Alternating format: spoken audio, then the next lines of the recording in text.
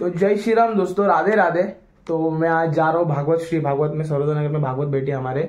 तो बहुत दिन हुआ नहीं गया था, तो फिर आज सबकी से ये था कि मतलब आप व्लॉग निकालो, भागवत के व्लॉग निकालो। तो मैं आज व्लॉग निकालूंगा उसके ऊपर। तो आज कन्हैया जी का विवाह है और कल उनका जन्म हुआ था, मतलब ऐसे प्रोग्राम में दिखाया गया है। तो आज मैं जाके पूरा कवर करूंगा। अभी जाऊंगा, जल्दी इधर से निकल रहा हूँ। आयुष भी आने वाला है, युवराज बाद में आएगा। तो कल परसों, शायद परसों क्या कल भंडारा रहेगा, परसों शायद। और 13 तारीख को अपना मार्गशीर्ष का गणपति भी है, उसका व्लॉग आएगा। चिकलोली परिसर मित्र मंडल का अपना मार्गशीर्ष का गणपति बैठता है अपना श्री प्रजेश दत्त तेलंगे के इसमें फाउंडेशन में।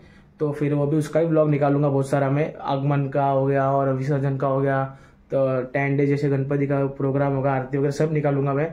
और दूसरी बात है कि अभी मैं जाता हूँ फटक से और आपको वहाँ का ब्लॉग में कवर करके दिखाता हूँ। और वहाँ पे जो महाराज है वो कुणाल जी महाराज है, और मैं आपको उनका भी वीडियो दिखाऊंगा, जाके उधर कवर अप करूंगा। चलो फिर मिलते हैं आगे। ये घर में बैठ गए तो कंपनी को पता चल जाएगी घर में बैठे हैं। संसार में कुछ दिमागों की कमी नहीं, होना ही चाहिए, होना ही चाहिए। यदि नहीं है तो हमारी अज्ञानता, और यदि ज्ञान हो गया। लेकिन इसके पश्चात एक नियम था कि 1 वर्ष पश्चात उस राजा को राजगद्दी से मुक्त करके नदी के उस पार एक जंगल हुआ छोड़ करके आते, तो बड़े असहाय सा, दीनहीन सा इस तरफ देखते कि कोई मुझे बचा ले, लेकिन कोई बचाने वाला नहीं होता था। उनकी क्या गति होती थी न इधर वाले को पता, न उनको भी पता क्या होगा। लेकिन एक बात, एक राजा को, एक व्यक्ति को राजा बनाया गया और उसको ये बताया गया, जो बायलाज था, जो नियम था, जो रूल रेगुलेशन था, कि आप केवल 1 वर्ष के राजा हैं। 1 वर्ष के पश्चात, बहुत ध्यान दीजिएगा, 1 वर्ष के पश्चात आपको उस नदी के उस पार जो जंगल है उसमें छोड़ दिया जाएगा। उसने कहा अच्छा, हमको उस पार छोड़ दिया जाएगा? हाँ। तो उसने क्या किया?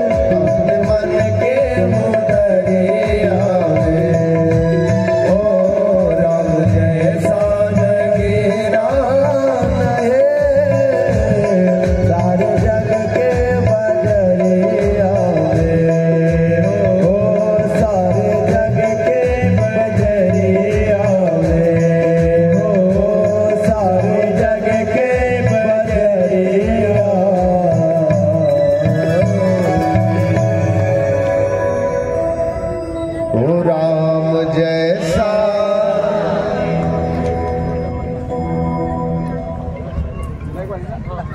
बच्चों को लाइए, छोड़ दीजिए, फिर उनको देखिए कितना बढ़िया दौड़ रहा है। अच्छा, जिसके जिसके हैं वो संभाल लें, और मैं कहीं और कोई संभाल लेगा तो फिर नाराज मत होइए। हाँ। ओ राम जैसा नगीना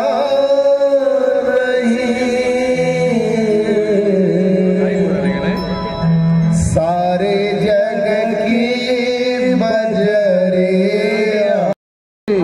हंडी फोड़ने वाले, हंडी फोड़ने वाले थोड़ी देर में हंडी तो आपको दिखा दो मैं। प्रसाद पाने से जीवन का आनंद बढ़ जाता है। कभी आप भंडारे में जाइए, कभी आप भंडारे में जाइए और वही बढ़िया व्यंजन घर पे बनाए रखिए, उसका वो स्वाद नहीं आएगा जो भंडारे में पत्तल में दे दिया जाए और हाथ में लेकर सीताराम सीताराम करते हैं। क्यों? इसलिए क्यों भगवान के दरबार में बना है, और भगवान के दरबार में बना हुआ भोजन नहीं होता, महाप्रसाद हो जाता है, उसमें सात्विक गुण प्रवेश कर जाता है, जिससे उसमें हमें आनंद की अनुभूति होती है। दोबारा यशोदा मैया आई। बाबा नाराज मत होइए, जाने दीजिए, मैं तुरंत व्यवस्था कर देती हूँ, और जो है आप फिर से बना लीजिए। बालक है, क्या करूं, मैं भी तो कुछ नहीं कर सकती, आप और आप तो समझदार हैं। अच्छा, किसी को कह दीजिए आप बहुत समझदार हैं तो आपकी सारी गलती माफ कर देगा। प्रेम से बोलिए। कभी ऐसी गलती हो जाए तो सामने वाले को आप थोड़ा ऊंचा उठा दीजिए, अरे आप तो बहुत समझदार, क्या कहना है आपकी बात। बेचारा शांत हो जाएगा, कितना भी क्रोध हो जाए एकदम सौम्य हो जाएगा, बिल्कुल कोई उसके अंदर वो नहीं रह जाएगा। गर्गाचार्य भी शांत होकर के लगे बनाने, फिर दोबारा बनाया, फिर निमंत्रित किया, भगवान प्रभु आओ। नहीं बाबा नहीं आएंगे, आप नाराज हो जाते हैं। क्यों? मैं आऊंगा तो आप मैया को बुला लेंगे, आपसे रहा ही नहीं जाएगा। मानो भगवान ने उन्हें, उनकी तपस्या पूर्ण हुई और उनको दर्शन दे दिया। निमंत्रित करके वो समाधि में चले गए, आवाज लगाई यशोदा मैया को, लेकिन जब प्रभु का दर्शन हो गया तब यशोदा मैया आई। यशोदा मैया जब आई तो देख रहे बाबा एकदम खुले पड़े हैं, जैसे श्वास ही नहीं है। भगवान क्या हो गया? यही जाना था इनको। अरे हमारे महल से, हमारे दरबार से, हमारे राज्य से बाहर जाते, फिर चाहे जो होता कम से कम कलंक तो न लगता। लग रहा है आज कोई कलंक हमको लग जाएगा बाबा के जाने का। कुछ देर बाद थोड़ी जोर की आवाज लगाई तो महाराज उठे समाधि से। क्या हुआ बाबा? मानो वो बताना चाहते थे कि ये जो कोई बालक तुम है ना तुम्हारा, ये साधारण नहीं है, ये साक्षात भगवान है। तो प्रभु वहां मुस्कुरा दिए, और मुस्कुराते ही जो है गर्गाचार्य उन बातों को भूल गए और भोग आदि लगा करके, प्रसाद पा करके, भगवान का नाम करके, कर्ण करके गर्गाचार्य जी वहां से प्रस्थान करते हैं।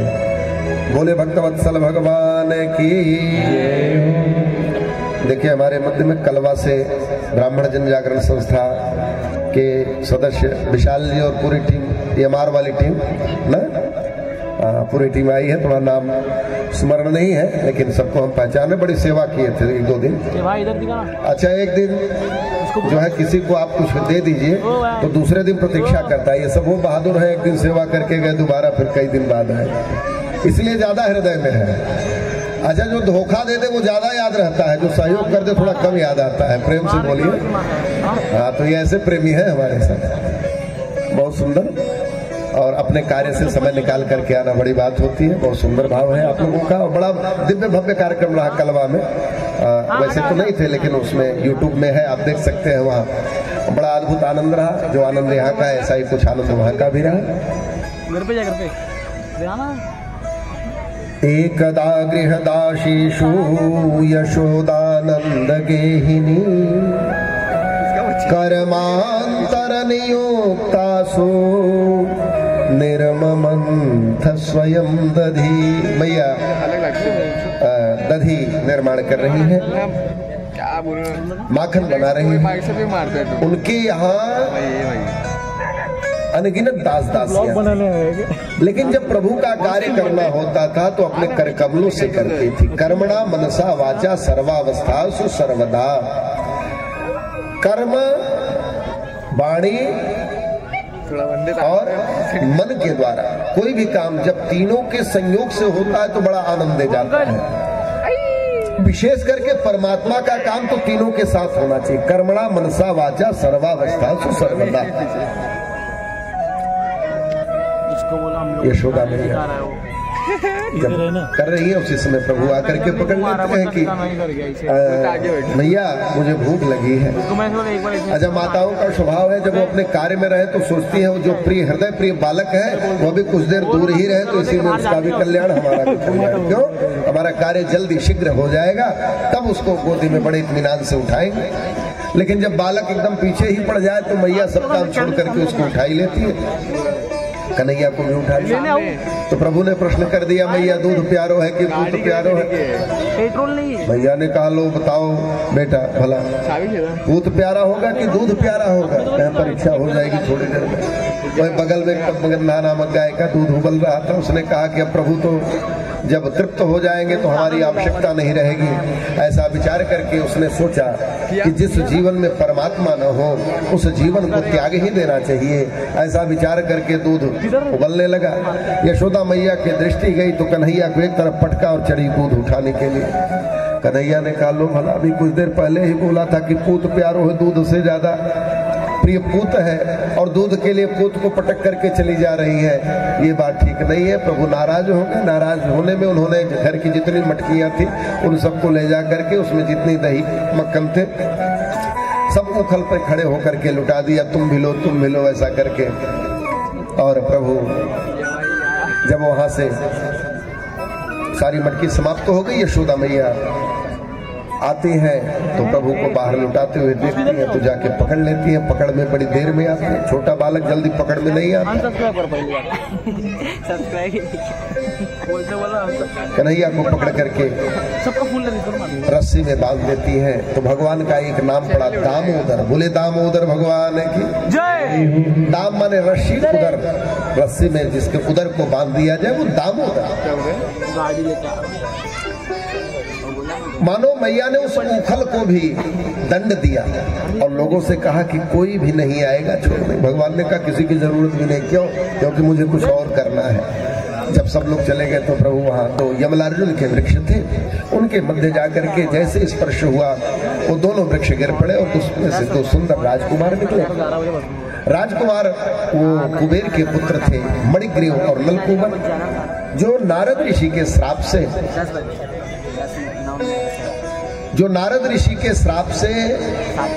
वहां वृक्ष रूप में थे। आज भगवान का दर्शन प्राप्त करके भगवान से प्रार्थना करते हैं कि प्रभु आपकी बड़ी कृपा है, आपका बड़ा प्रेम है। किस पे लाइव? ये ब्लॉग है आएगा कि मुझे आशीर्वाद दीजिए कि आपको क्लियर है। कल सुबह आएगा, इससे भी क्लियर है। वाणी गुणानुकथने श्रवणौ कथाया हस्तौ च कर्मसु।